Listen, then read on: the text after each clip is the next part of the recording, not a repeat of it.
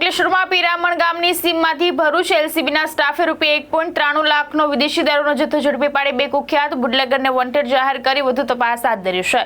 બીજી તરફ શહેર એ ડિવિઝન પોલીસે નવી દીવી ગામેથી વિદેશી દારૂના જથ્થા સાથે એક ઇસમની ધરપકડ કરી વધુ તપાસ હાથ ધરી છે।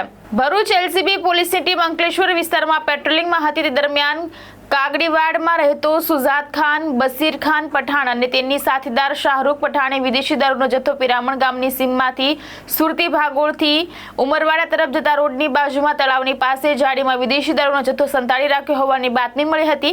જે બાતમીના આધારે પોલીસે રેડ કરતા સ્થળ ઉપરથી ₹1,93,000ની કિંમતનો વિદેશી દારૂનો જથ્થો જપ્ત કરાયો હતો। એલસીબી પોલીસે કુખ્યાત બુટલેગર સુજાદ ખાન પઠાણ અને શાહરૂખ પઠાણને વોન્ટેડ જાહેર કરી બંને વિરુદ્ધ એ ડિવિઝન પોલીસ મથકમાં ફરિયાદ દર્જ કરાવી હતી। બીજી તરફ શહેર એ ડિવિઝન પોલીસની ટીમે મળેલી બાતમીના આધારે નવી દીવી ગામે સંજય વસાવાના મકાનમાંથી ₹3,375 વિદેશી દારૂના જથ્થા સાથે સંજય વસાવાની અટકાયત કરી વધુ તપાસ હાથ ધરી છે। ધર્મેશ રાણા, દ્રષ્ટિકોણ ન્યૂઝ, અંકલેશ્વર।